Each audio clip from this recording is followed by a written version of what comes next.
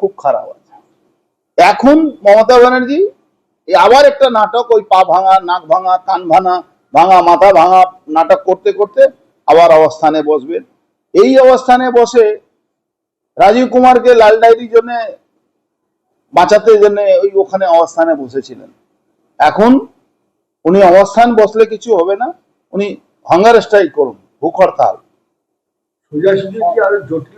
আমি কি বলছি শুনে নিন, উনি হাঙ্গার স্ট্রাইক করুন।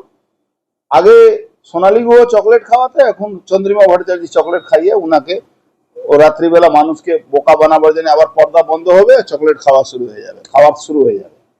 এখন উনি জেনে শুনে এই মামলাটাকে কেচিয়ে ফেসে গেছে। এখন এই চক্রবিহু থেকে বেরোতে পারছে না। যদি ভোট হয় তাহলে 60 লাখ লোকের বাদ হয়ে ভোট হবে, যদি ভোট সময় পেরিয়ে যায় তাহলে রাষ্ট্রপতি শাসন হবে। তাহলে বুঝতেই পারছেন মমতা ব্যানার্জি আজকে এই দলটা, তৃণমূল দলটা কোনো পার্টি আর রয়ে যায়নি, এ সরকারি দল। এই দলে পুলিশ আছে, এই দলে আইএস আছে, এই দলে বিডিও আছে, এই দলে গুন্ডা আছে, এই দলে তোলাবাজ আছে। মমতা ব্যানার্জি সবাইকে সার্টিফাইড করেছে এরা আমার দলের লোকেরা। এবার ইলেকশন কমিশন ওনার দলের হয়ে কাজ করতে পারছে না, এই জন্য ওনার এই অসুবিধা, তার জন্য এই নাটক শুরু করেছেন।